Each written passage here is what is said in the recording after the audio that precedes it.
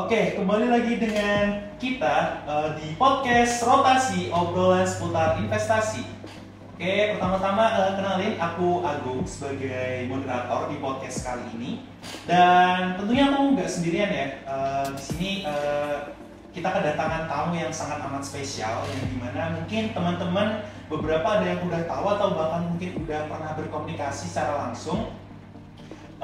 Singkat aja, beliau merupakan kepala cabang Finrapo Sekuritas Semarang. Sekaligus beliau merupakan salah satu founder dari KSPM Unsaf yang kita semua sekarang bernaung di dalamnya. Oke, tanpa berlama-lama langsung saja kita sambut Mas Bernanto. Oke. Oke Mas, gimana nih kabarnya? Ya, puji syukur keadaan sehat. Alhamdulillah. Kan Mas Bernanto sendiri ini kan salah satu ya pencetus dari organisasi Unsaf gitu. Mungkin teman-teman ada yang masih bingung sih, kenapa pada saat itu di tahun 2012 ya? Kurang lebih 2011. Oh 2011, oke. 2011 akhir. 2011 akhir lah ya. Kenapa pada saat itu Mas Bernanto muncul nih di ide bahwa aku ingin buat sebuah organisasi yang di dalam itu membahas tentang pasar modal. Kok bisa gitu tercetus ide itu tuh gimana tuh Mas? Iya. Jadi memang selain pasar modal itu penting ya buat masyarakat. Gitu. Kita melihat juga kayaknya di kampus kita ini belum ada nih wadah untuk kita belajar. Gitu. Sudah ada teori, kalau tidak praktek, ya kan? Yeah. Kayaknya itu kurang greget. Nah, makanya kita sama-sama ajak teman-teman, yuk kita buat satu organisasi yang dimana tempat kita belajar, tempat kita mengulik, tempat kita berharap setelah kita lulus dari kampus kita ini, dari Universitas Negeri Semarang, bisa meningkatkan skill kita di masa depan. Itu berarti alasannya itu untuk membuat wadah gitu bagi mahasiswa supaya ada tempat untuk belajar terkait pasar modal. Ingat juga pasar modal ini kan dan investasi lah terutama itu kan hal yang penting gitu untuk kita pelajari, selain untuk menambah kekayaan juga untuk menahan nilai uang kita dari inflasi. Betul. Oke, langsung aja ya Mas, kita masuk ke topik utama kita, yaitu workflow trading dari Mas Bernanto. Oke, kita kan tahu ya Mas, di B itu ada sekitar 900-an lebih perusahaan yang terlisting gitu ya.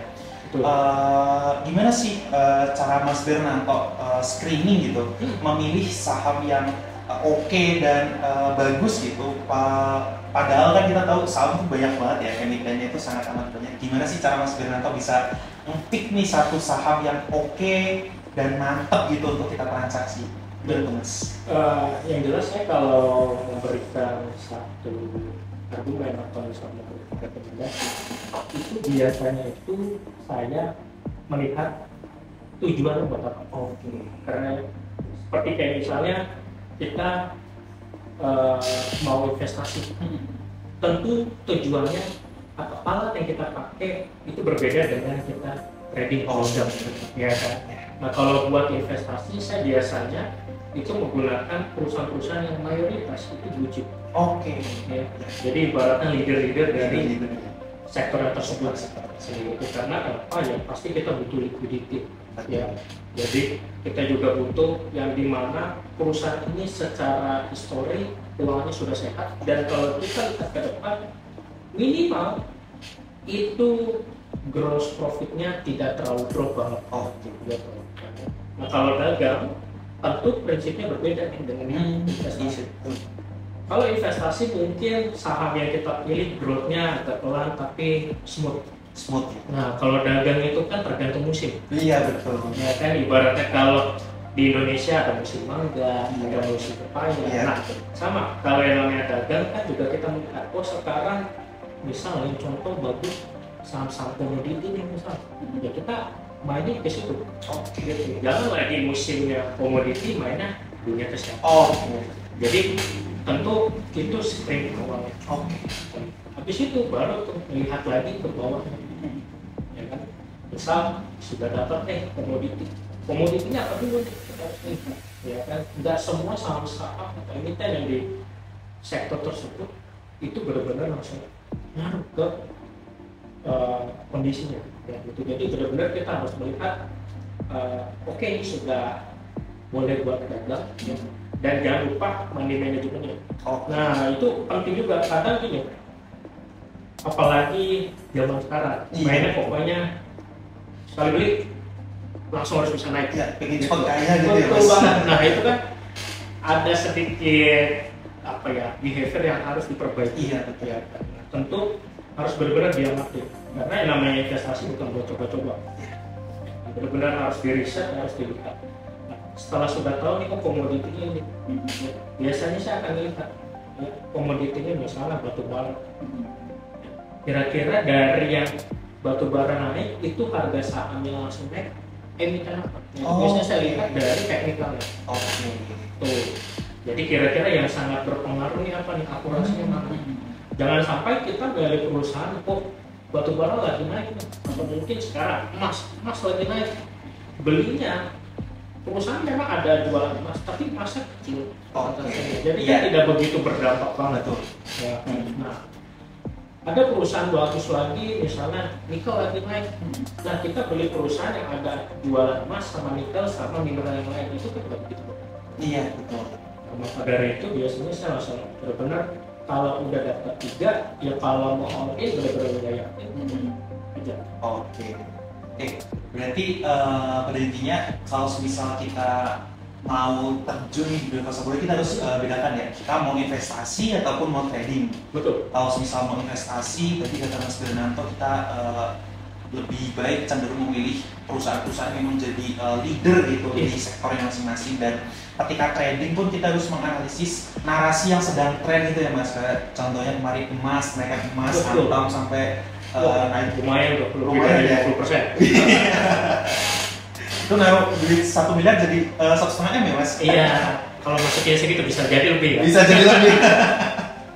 Oke, kan kita udah tahu nih narasi apa yang sedang tren. Misalnya narasi emas gitu.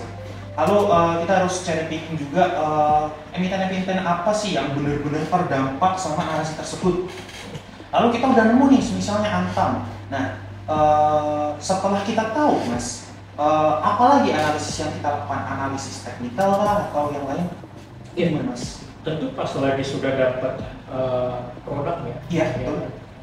Ya kita harus tahu waktu terbaik buat masuk sekarang atau besok atau kapan. Nah itu kan pasti butuh yang namanya teknikal. Ya kan sama seperti kayak kita melihat cuaca sekarang. Wah ini sudah misalnya nggak hujan, ya udah kita jalan. Tapi kalau wah bentar lagi hujan, siapin payung. Nah jadi kita harus lihat gitu. Nah di dalam teknikal pun juga jangan kebanyakan indikator. Kebanyakan indikator dia justru membuat kita malah kayaknya nggak fokus gitu. Memang indikator setiap orang berbeda-beda. Ya, biasanya dengan Mas Agung pun juga pasti kita berbeda. Tapi tujuannya sama, cuan ya. Betul. Nah, kayak gitu. Jadi jangan terlalu banyak. Gitu. Ya biasanya saya menggunakan kurang lebih 2 atau sampai 3. Yang jelas ada kayak moving average, terus lalu ada RSI. Saya biasanya juga menggunakan stokastik. Jadi cukup itu aja. Menurutnya sudah oke. Gitu loh. Mungkin kalau Mas Agung ada preferensi kita silakan. Ya yang penting kan tujuan akhirnya adalah cuan. Betul. Ya kan? Tujuan akhirnya adalah cuan. Biasanya itu terus juga jangan sampai kita terlena. Udah naik. Nah biasanya itu adalah psikologi yang benar. Iya betul. Berharap. Ya berharap. Nah ibaratnya kalau sekarang lagi kuliah berharap cepet-cepet pengen lulus nih, masih semester 2 pengen cepet-cepet wisuda gitu, rasanya digini kayak gitu. Nah, jadi kita harus tahu kalau memang masa panen atau masa produk ini sudah mau selesai, ya mau tidak mau kita segera jual. Gitu, jangan sampai kita sudah beli, sudah eksekusi, sudah naik nih, belum harga sahamnya sudah oke, kita nggak jualan juga. Gitu loh, padahal kita udah tahu masa panennya udah mau selesai, kelihatan tuh dari teknikal gitu loh, kita udah lihat ternyata masih bisa, yang ada bukannya returnnya maksimal, malah biasa malah bisa rugi gitu ya Mas. Penting banget makanya namanya money management. Biasanya saya kalau udah yakin target kurang lebih segini, saya biasanya kurangin dulu nih 50% dulu. Oke. Gitu ya. Kalau dia misalnya naik lagi, ya saya akan lihat kira-kira secara makronya gimana. Kalau misalnya itu mendukung banget, saya nambahin dari yang jualan itu. Kalau enggak, mulai kurangin lagi. Mulai mencari kira-kira bentar lagi masuk musim awal. Oke. Nah, kayak gitu. Jadi jangan sampai kita berharap ya, yang ada itu bukannya investasi dengan benar, ya kan, malah berharap dengan sesuatu yang kemungkinan bisa jadi prioritas. Oke. Berarti selain kita tahu cara untuk masuk, kita juga harus tahu cara untuk keluar ya, dengan cara-cara tadi kita menganalisis kondisi makro kedepannya bakal seperti apa. Oke. Dan tadi kan Mas Ber sendiri untuk teknikal itu kan menggunakan indikator seperti moving average, stochastic, dan RSI ya. Itu kan ada settingannya tuh Mas. Mungkin teman-teman di sini yang nonton itu ada beberapa yang kurang tahu nih settingan yang oke, yang mantep gitu. Kira-kira kalau Mas Ber sendiri itu settingannya berapa tuh Mas untuk moving average dan kalau moving average sih saya menggunakan MA5 sama 20. MA5 sama 20. Pada prinsipnya kita dagang. Kalau dagang nggak selalu dagangannya itu terus. Ya, gitu. Kayak sekarang bulan Juli gitu. Nggak mungkin kan kita dagang sapi, kambing, ya kan habis kurban. Ya. Mulai dari sekarang kan harus dagang, misalnya bendera, ya kan, karena bentar lagi kemerdekaan segala macam, gitu loh. Nah, saya biasanya 5 sama 20 itu cukup. Kalau mau lebih dari itu, biasanya itu buat investasi. Hanya untuk melihat kira-kira trennya sudah mulai seperti apa. Tapi kalau RSI sama stokastik, saya biasanya udah menggunakan formula yang sudah tersedia. Jadi tidak saya lagi gitu. Cukup sih. Jadi belajar investasi, berani investasi itu nggak harus susah, nggak harus ribet. Jadi kita cukup untuk mulai gitu. Jangan kebanyakan analisa, akhirnya ujung-ujungnya jadi ragu. Gitu. Ya, tadi berarti kurang lebih kita pakai MA atau settingannya Mas Bernardo itu di angka 5 dan 20 ya? Betul. Karena itu jangka pendek. Iya. Mungkin teman-teman kalau misal ada yang belum tahu nih MA itu apa, MA itu moving average ya teman-teman. Jadi itu sebuah indikator yang sering digunakan oleh para trader khususnya untuk mengecek nih rata-rata pergerakan harga per candle-nya itu berapa gitu ya Mas. Oke. Next. Tadi kan kita udah bahas cara entry dan cara exitnya. Terus kira-kira dari Mas Ber sendiri nih, kalau misal Mas Bernardo itu sudah mengeksekusi sebuah perdagangan, itu tuh cara Mas Bernardo untuk bisa reiterasi supaya trading selanjutnya bisa lebih baik lagi tuh caranya gimana sih Mas? Ya, sebuah kegiatan itu wajib banget dievaluasi. Ya, salah satu memang fungsi manajemen adalah itu mengevaluasi apa yang sudah kita lakukan. Ya, biasanya saya akan lihat ketika saya trading, ya, ketika saya melakukan investasi itu win rate-nya berapa persen. Oke. Gitu. Karena ketika kita melakukan suatu aksi, ada fenomena yang dimana kita tidak tahu. Contoh kayak kurang lebih di bulan 3, bulan 4 ya, kita sama-sama tahu banyak pelaku pasar yang panik selling, betul. Yang dimana itu bukan hanya dari dalam negeri tapi dari luar, gitu ya. Ketika Mr. Presiden Donald Trump ya menggunakan suatu opini segala macam, ya trade war mau dikembangkan dan segala macam, itu semua bikin jadi panik, gitu. Nah itu kita harus benar-benar sigap, ya. Oh ternyata memang saham ini kayak begini, saham yang kayak si B langkahnya harus kayak gini, gitu. Yang penting jangan sampai kita beli saham ya terus sudah turun itu kita diemin. Ya kan, karena seperti kayak kita dagang buah gitu loh. Kalau memang udah layu, udah mau busuk, maka perlu disimpan. Itu salah satu namanya resiko. Gitu loh. Nah kita harus siap juga dengan namanya resiko. Gitu loh. Kebanyakan trader itu atau investor itu tidak mau ada resiko. Maunya untung, cuan, nah itu susah. Gitu loh. Menghadapi resiko itu yang susah. Nah, makanya kalau memang saya salah, ya kita harus akui. Setelah sudah akuin, perbaiki. Ternyata salahnya di sini bukan karena kita yang kurang riset kita apa ternyata penyebabnya dari luar yang dimana kita wah ini nggak tahu nih gitu loh. Ini ternyata penyebabnya dari luar yang membuat semua orang kayaknya jadi panik, ya kan panik selling semua ya.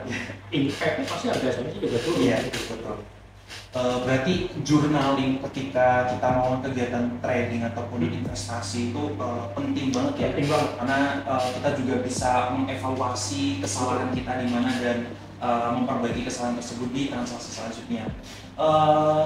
Tadi kan Mas Bernanto menjelaskan kita itu harus mengakui kesalahan nih, bahwa kalau kita kalah ya kalah gitu, kita harus terima kekalahan kita. Ada nggak sih Mas nilai tersendiri? Oke, kalau misalnya dia turun segini, aku harus cut loss. Soalnya teman-teman nih mungkin kebanyakan nih Mas, ada yang jadi investor dadakan karena nyangkut tradingnya. Makanya itu, kira-kira ada batas ideal nggak untuk oke aku bakal cut loss gitu? Setiap orang kan berbeda-beda ya. Jadi ada yang seperti mungkin scalper, day trade, ya. Terus ada yang misalnya swing dan ya itu memang caranya berbeda-beda setiap orang. Ada saya pernah ketemu orang, ya dia satu tick aja langsung keluar, gitu turun satu tick keluar gitu. Karena kalau di bawah 2 tick atau apa, grossnya makin besar, gitu loh. Ada yang kayak gitu. Nah, ternyata pas itu saya nggak kuat. Gitu loh, saya mampunya minimum resiko adalah misal 2%. 2% dia nggak kuat, bisa turun lagi, ya udah langsung cut gitu loh. Yang penting saya pengen disiplin gimana caranya ya, gross itu jangan terlalu besar kerugiannya. Jadi jangan sampai masih bisa naik, masih bisa naik. Padahal kita udah tahu nih, wah ini berat banget, udah nggak bisa lagi kan gitu. Berharap sesuatu kan itu kurang baik gitu. Jadi lebih baik kalau sudah misalnya, kalau saya pribadi 2% itu udah cukup. Jadi kalau misalnya saham itu udah turun di bawah 2%, saya segera tutup. Gitu. Kalau mau masuk ke saham itu silakan. Yang penting itu jangan cintai satu saham. Ya kan? Karena kita tidak tahu gitu loh bahwa setiap tahun itu berbeda-beda musimnya.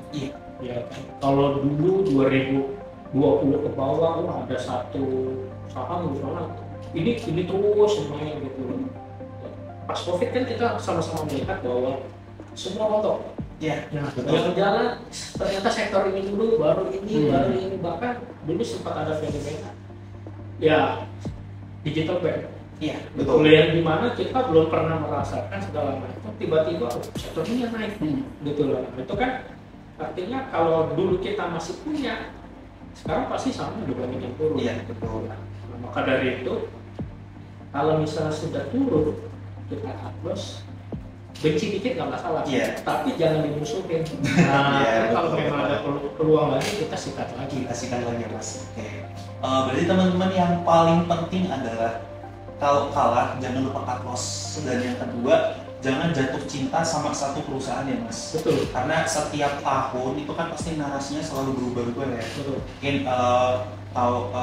baru-baru ini emas, mungkin kita nggak tahu tahun depan tiba-tiba batu bara atau minyak yang naik gitu ya. Tadi kan kita membahas masalah journaling dan lain sebagainya Mas, pengalaman trading. Kira-kira nih Mas, kalau misal aku sendiri nih, aku udah journaling trading, cuman kalau aku lihat kok dari jurnalku sendiri itu kok loss semua.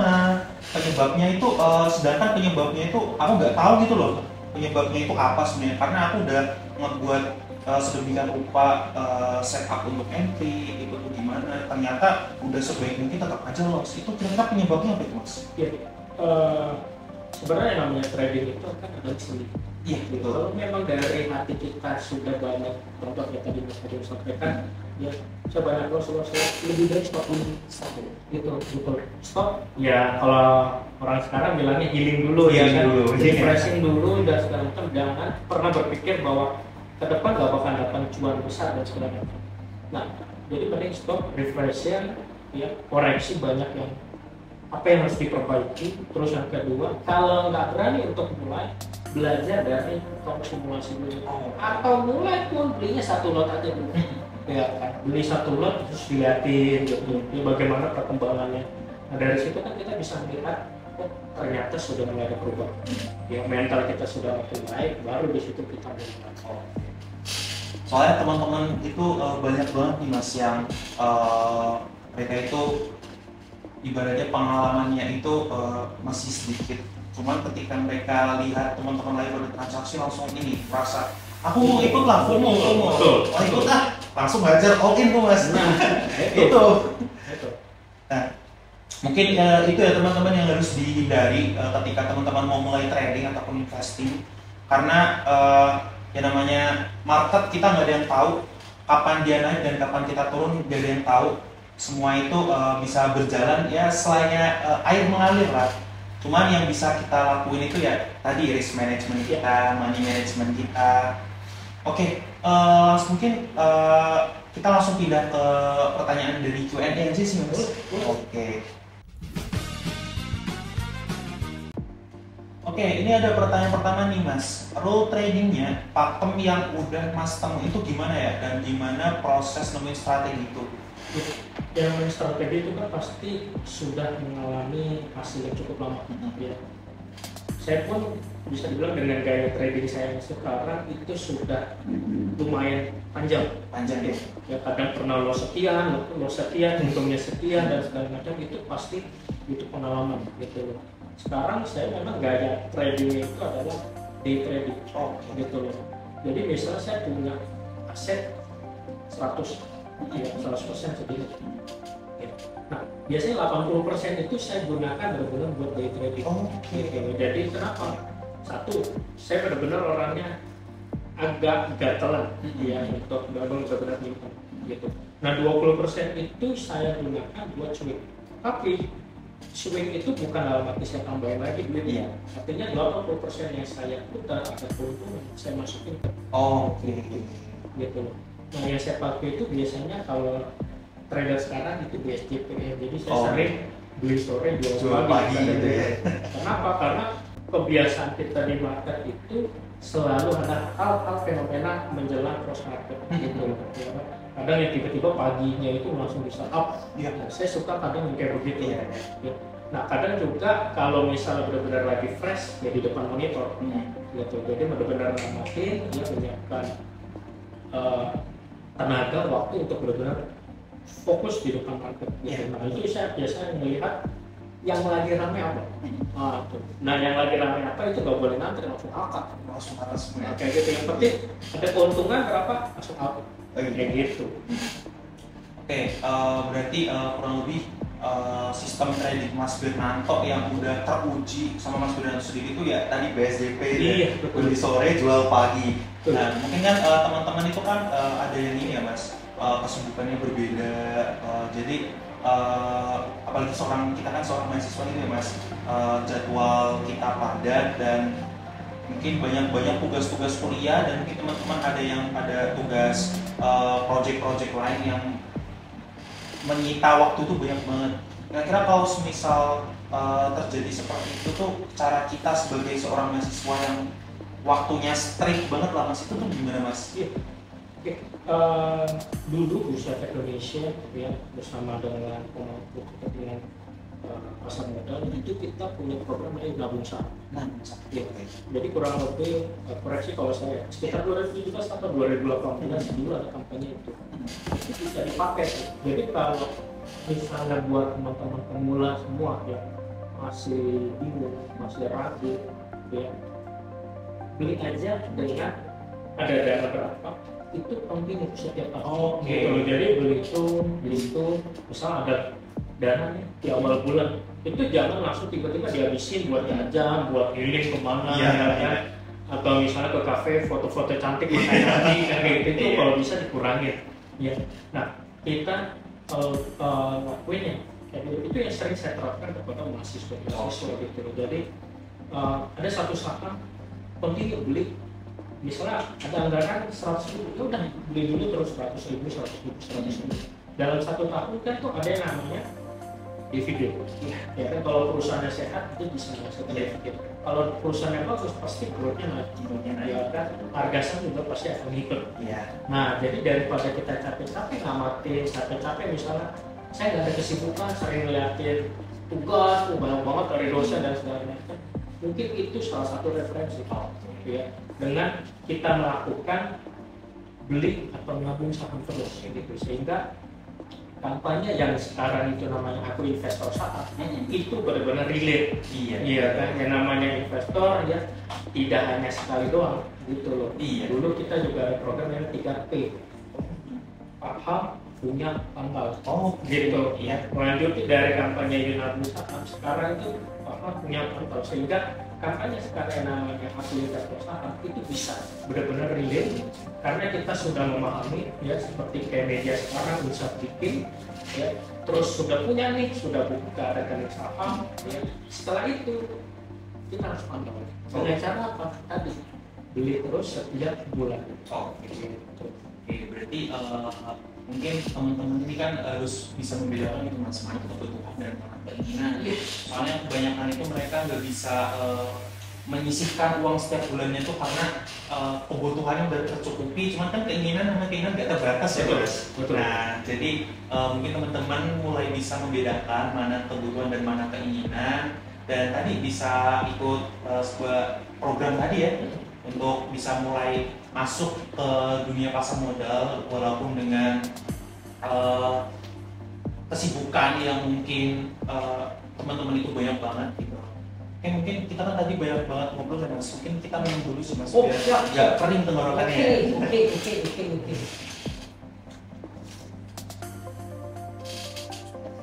Nah ini kopi boleh banget kalau misal ada promosi nanti kopi. Amin. Oke. Mungkin kan tadi kan kita udah punya nih mas trading system. Kira-kira boleh nggak sih kita langgar trading system kita sendiri karena kita mikir, biasanya kan sering banget mas, udah dibawa turun, kita udah panik terus tiba-tiba langsung diangkat lagi. Kira-kira boleh nggak sih kita itu ngikutin ego kita dengan melanggar sistem trading yang kita punya sendiri itu gimana mas? Ya, yang namanya peraturan kan digunakan untuk menghindari kejahatan yang kayak gitu. Betul. Jadi kalau memang sudah punya trading plan, ya kita harus benar-benar komit, gitu. Karena yang namanya perilaku itu kan muncul dari kebiasaan. Ya sering berulang. Jadi kalau kebiasaan langgar, ya lama-lama trading plan-nya jadi berubah. Jadi alangkah baiknya itu memang sebenarnya adalah menyesuaikan kondisi. Jadi setiap era itu pasti berubah eranya gitu. Dulu yang namanya kode broker dibuka, sekarang ditutup. Iya kan, jadi dulu data forens sama domestik dibuka, sekarang ditutup. Nah, itu kan sebuah gaya yang pasti berubah. Iya betul. Tapi bukan mengubah yang namanya set trading plan kita. Yang penting menyesuaikan. Jadi kalau menurut saya sih lebih baik adalah menyesuaikan akan lebih indah dibandingkan kita melanggar. Gitu.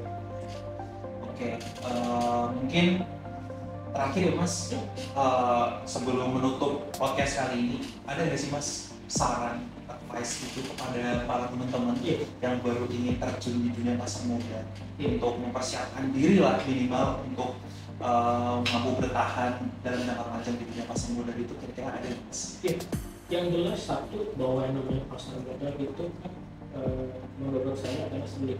Yang namanya sendiri kita terus belajar hidup gitu loh. Nggak boleh puas gitu, karena setiap era itu berbeda-beda terus, harus terus belajar. Saya pun sampai sekarang terus masih belajar karena kan fenomena terus berubah gitu loh, marketnya dinamis banget gitu. Iya, yang kita pikir Trump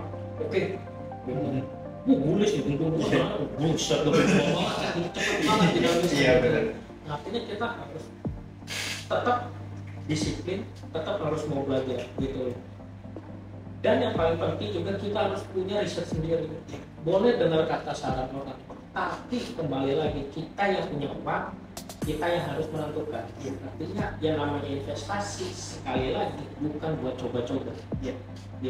Kalau kita memang benar-benar pengen bertumbuh, ya kita harus benar-benar belajar. Yang namanya belajar pasti butuh proses, gitu loh. Yang namanya pejabat-pejabat atau petinggi-petinggi atau orang-orang kaya, mereka juga pasti akan terus belajar. Jadi menurut saya yang udah punya trading plan terus biasa gitu. Yang benar-benar sudah oke, ya jangan merasa udah paling keren, udah gitu loh. Karena sekali lagi kita nggak bisa ngelawan pasar, betul, harus menyesuaikan. Nah buat yang belum mulai investasi, sedikit ngambil dari toko sebelah, mulai aja dulu. Karena kalau nggak mulai yang ada angan-angan aja. Jadi yuk mulai investasi dari sekarang untuk masa depan yang lebih baik. Oke. Terima kasih banyak Mas Wiranto atas sarannya, dan terima kasih juga udah menyempatkan untuk hadir di podcast ini. Mohon maaf banget mengganggu waktunya Mas Ber. Terima kasih udah mau memotivasi kami sebagai para pelaku pasar modal, baik yang sudah ataupun baik yang mau terjun juga. Terima kasih Mas Ber atas waktunya. Teman-teman, sampai jumpa di putaran selanjutnya. Thank you.